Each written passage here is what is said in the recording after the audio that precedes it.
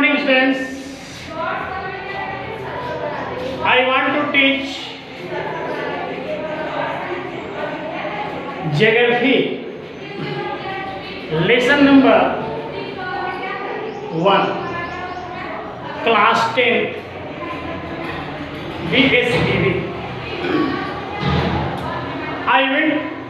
I want to language into Hindi because it books is a Hindi. तो प्यारे बच्चों, हम आज संसाधन के बारे में आपको बताएं। तो हमारी पृथ्वी में पाए जाने वाले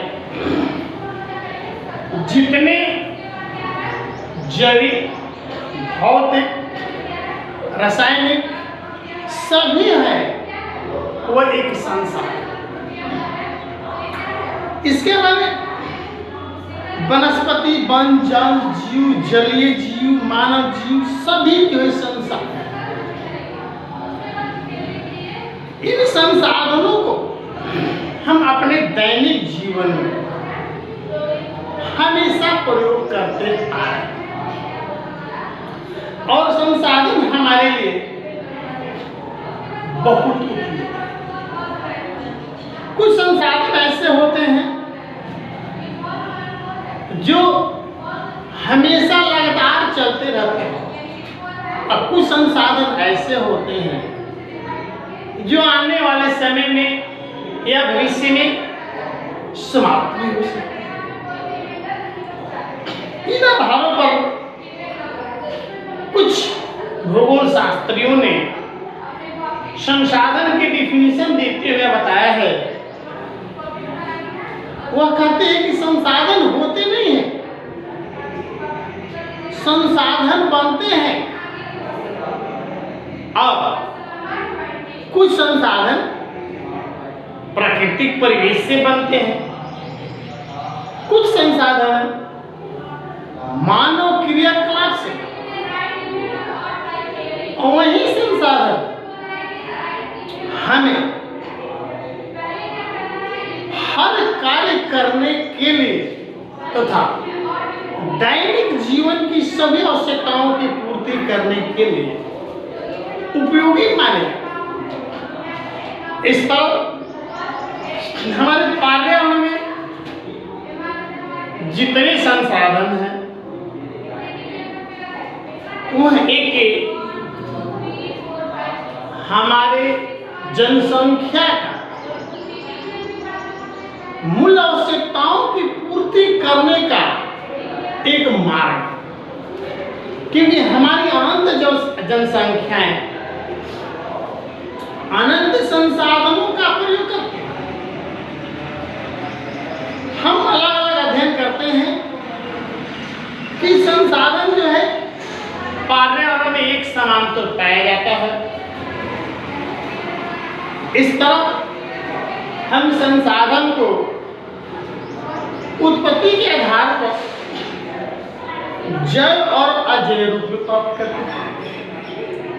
तो उत्पत्ति के आधार पर संसाधन के जो दो प्रकार हैं, इसमें पहला जैव संसाधन, ऐसा संसाधन जो हमारे जीवमंडल में होते हैं। इसमें सजीव के सभी लक्षण मौजूद होते हैं, जैसे मनुष्य, वनस्पति, मत्स्य, पशुपालन एवं अन्य प्राणी समूह। कुछ ऐसे होते हैं जिसे हम अजैव संसाधन कहते हैं। इसके अंतर्गत जो निर्जीव होते हैं उसे हम अजैव संसाधन के समूह में रखते हैं, जैसे चट्टानें, धातुएं, खनिजें। अब हम चलेंगे उपयोगिता के आधार पर संसाधन के दो वर्गों में बांटे। नवीकरण संसाधन उसे कहते हैं जिन्हें भौतिक, रासायनिक या यांत्रिक प्रक्रिया पुनः बार बार हम किसी न किसी रूप में प्राप्त कर सकते हैं, जैसे सौर ऊर्जा, पवन ऊर्जा, जल, विद्युत, वन प्राणी, ये सब को हम गिनती करते हैं। अगला अनधिकृत संसाधन, ऐसा संसाधन का विकास लंबी अवधि जटिल प्रक्रिया द्वारा होती है। इसे पूरा करने में लाखों करोड़ों वर्ष लग जाते हैं। इन्हें पुनः चक्रीय नहीं किया जा सकता। ये एक बार हम प्रयोग करते हैं तो दोबारा आने वाले समय में समाप्त हो सकता है। जैसे जीवाश्म ईंधन, हम स्वामित्व के आधार पर संसाधन को 4 भागों में, पहला व्यक्तिगत संसाधन, वह संसाधन जो हमारे मानव जीवन के अपना संसाधन, जैसे बाग बगीचे, अपनी जमीन जायदाद, कुएं, तालाब, जो अपने स्वयं निजी उपयोग के लिए हम प्रयोग करते हैं, उसे हम व्यक्तिगत संसाधन कहते हैं। दूसरा सामुदायिक संसाधन, ऐसा संसाधन जो मुख्य रूप से हमारे गांव, घर, तालाब के क्षेत्र में पाए, जैसे मस्जिद, सामुदायिक भवन, तालाब, नगर क्षेत्र में सार्वजनिक पार्क, पुस्तकालय, गिरजाघर, खेल मैदान, मंदिर, मस्जिद, ये सब जो है सामुदायिक संसाधन के रूप में हम लेते हैं। नेक्स्ट, राष्ट्रीय संसाधन, कानूनी तौर पर देश या राष्ट्र के अंतर्गत सभी उपलब्ध संसाधन को हम राष्ट्रीय संसाधन के रूप में गिनते हैं। अपने गांव के आसपास जितने शहरी विकास प्राधिकरण या भूमि, जमीन, जायदाद, ये सब जो है राष्ट्रीय संसाधन के रूप में इसकी हम गिनती करते हैं। नेक्स्ट चलेंगे अंतर्राष्ट्रीय संसाधन, ऐसा संसाधन का नियंत्रण अंतर्राष्ट्रीय संस्थाओं द्वारा की जाती है। यानी देखा जाए तो हमारी जो तटीय सीमा है, इस सीमा से 200 किलोमीटर दूरी को छोड़कर महासागर में जो हमारे सीमा के अंदर 200 किलोमीटर की सीमा के अंदर में आता है, वो हमारा संसाधन है। लेकिन 200 किलोमीटर सीमा के बाद जितनी सामग्रियां हैं वही जो है अंतर्राष्ट्रीय संसाधन के रूप में गिना। हम चलेंगे विकास के स्तर के आधार पर संसाधनों को 4 भागों में बांटा गया। पहला संभावित संसाधन, जो किसी क्षेत्र विशेष में मौजूद होते हैं, जिसे उपयोग में लाए जाने की संभावना रहती है। इसका उपयोग अभी तक नहीं किया गया, जैसे हिमालय क्षेत्र के खनिज, उत्खनन के अंदर अधिक गहराई में होने वाले दुर्गम पदार्थ, जैसे राजस्थान और गुजरात क्षेत्र में पवन और सौर ऊर्जा, ऐसे को हम लोग संभावित संसाधन के रूप में गिनती कर सकते हैं। नेक्स्ट है विकसित संसाधन, ऐसा संसाधन जिसका सर्वोपरांत उपयोग हेतु मात्रा एवं गुणवत्ता का निर्धारण हो चुका है और देश के विकास में उपयोग हो। ऐसे संसाधन को हम लोग विकसित संसाधन के रूप में, जैसे कुछ ऐसे हैं, जैसे हाइड्रोजन, ऑक्सीजन, ये सब असीम क्षमताओं वाले संसाधन होते हैं जिनका प्रयोग हम अपने दैनिक जीवन में करते हैं। संचित, अगला है संचित कोश संसाधन। वास्तव में ऐसे संसाधन भंडार संसाधन होते हैं जिसे हम तकनीकी प्रयोग के आधार पर, यदि हम उसका तत्काल उपयोग नहीं करते हैं, वैसे संसाधन को हम अपने पास एक संचित करके बना लेते हैं। जैसे हम नदियों को जल को संचित कर लेते हैं, बांध बनाकर उसका हम आवश्यकतानुसार उपयोग कर लेते हैं। अब आगे चलेंगे संसाधन का नियोजन। देखिए, संसाधन का नियोजन का तात्पर्य यह हुआ कि वर्तमान परिवेश में संसाधन का विवेकपूर्ण उपयोग, यदि सही तरीके से विवेकपूर्ण उपयोग किया जाए, एक सामान्य रणनीति तैयार करके कि जितनी हमें आवश्यकताएं हैं उन आवश्यकताओं से अधिक उसका उपयोग न हो, क्योंकि ये बहुत सारे जो संसाधन हैं आने वाले समय में समाप्त हो सकते हैं। हमारी भावी पीढ़ी इसके बिना छूटा रह सकती है।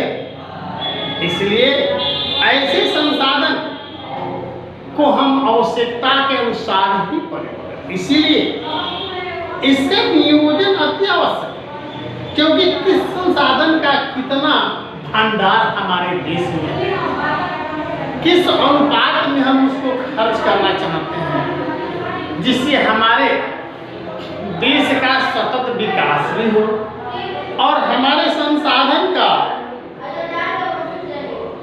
प्रक्रिया भी सही बने। इसलिए संसाधन के नियोजन में कुछ ऐसी विशेषताएं पाई जाती हैं। देश के भिन्न प्रदेशों में संसाधनों को पहचान करने के लिए सर्वेक्षण करना, सर्वेक्षण प्रांत उस क्षेत्र का मानचित्र तैयार करना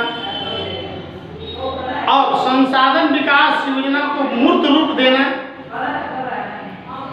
प्रौद्योगिकी कौशल संस्थान का नियोजन रूपरेखा तैयार करना, राष्ट्रीय विकास योजना एवं संसाधन विकास योजना के समन्वय स्थापित करना। हमारे देश में स्वतंत्रता प्राप्ति के बाद संसाधन नियोजन के लक्षित उद्देश्य को हासिल करने का प्रयास किया जाता है, क्योंकि यदि हम इसे हासिल कर लेते हैं तो हमारे विकास की जो गति है आगे की तरफ बढ़ती है। हमारे देश में कुछ ऐसे राज्य हैं जहां पर सभी संसाधन प्रचुर मात्रा में पाए, लेकिन कुछ ऐसे राज्य हैं जहां पर संसाधन का अभाव। इसलिए इस संसाधन का सर्वेक्षण करना अति आवश्यक है। कुछ संसाधन ऐसे हैं जो हमेशा हमेशा के लिए समाप्त होते हैं, आने वाले समय में ये समाप्त ही हो जाएंगे। इसलिए प्राचीन काल से संसाधनों का संरक्षण हम करते आ रहे हैं। अनेक समाज सुधारक नेताओं के माध्यम से, अनेक चिंतकों के माध्यम से, प्राणविद्यों के माध्यम से हम संसाधनों को उपयोग करते। जैसे एग्जाम्पल रूप में दिया जाए मेघा पाटेकर, यशवंतलाल बहुगुणा, ये सब लोगों ने क्या किया? संसाधनों के विकास के लिए ऐसे कृतिक कार्य अपनाया। चिपको आंदोलन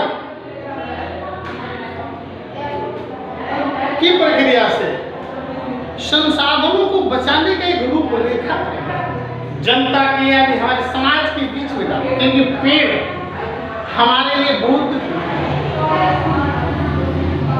महात्मा गांधी ने भी इस संसाधनों को बचाए रखने के लिए अनेक प्रयास किए, क्योंकि जन समुदाय के विकास के लिए संसाधन अति आवश्यक। इसलिए संसाधन संरक्षण अंतर्राष्ट्रीय स्तर पर अनेक सम्मेलन बुलाया गया।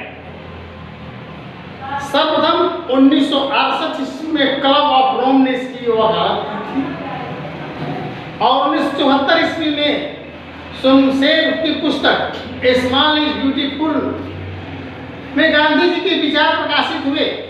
ब्रैंड-लाड आयोग द्वारा 1987 का प्रतिवेदन संसाधन संरक्षण के संबंध में विश्व जगत के दृष्टि खोलने में कायम है। इसलिए यह साबित होता है कि संसाधन को हम सतत प्रयोग करें, उतना ही प्रयोग करें जितना हमारे लिए जरूरी है। कुछ ऐसे भी हैं, रियो डी जेनेरो ब्राजील में 1942 में आयोजित पृथ्वी सम्मेलन की स्थापना। इसमें यह प्रयास किया गया कि 1947 में न्यूयॉर्क के द्वितीय पृथ्वी सम्मेलन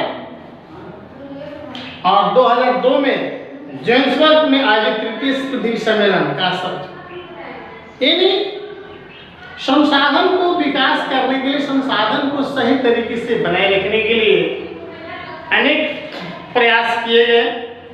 अब हम चलेंगे सतत विकास की अवधारणा। सतत विकास का तात्पर्य यह हुआ है कि जीवन की गुणवत्ता को बनाए रखने के लिए सतत विकास की अवधारणा व्यक्ति आवश्यक है,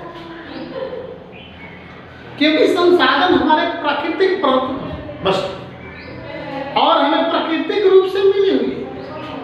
हम इसका सही उपयोग करें, अंधाधुंध इसका दोहन न करें। यदि हम दोहन करते हैं तो पर्यावरण में असंतुलन पैदा हो जाएगा और आने वाले समय में अनेक समस्याएं हमारे सामने आ सकती। इसलिए संसाधनों को समुचित प्रयोग से यदि हम प्रयोग करते हैं तो हमारा ओजोन मंडल, समताप मंडल, वायुमंडल, पर्यावरण, मृदा संरक्षण, भूमि, जल सही तरीके से हमारे लिए उपयोगी रह सकते हैं। नहीं तो यदि इन संसाधनों को दोबारा गलत प्रयोग करते रहेंगे, अधिक मात्रा में दुष्प्रयोग करेंगे, तो आने वाले समय में ये सभी संसाधन समाप्त हो सकते हैं। प्यारे बच्चों, आपके सामने कुछ प्रश्न दिए जा रहे हैं। इन प्रश्नों का उत्तर आप बनाकर व्हाट्सएप पर डालने की कोशिश करेंगे। वस्तुनिष्ठ प्रश्न, लघु उत्तरीय प्रश्न, दीर्घ उत्तरीय प्रश्न। थैंक्स।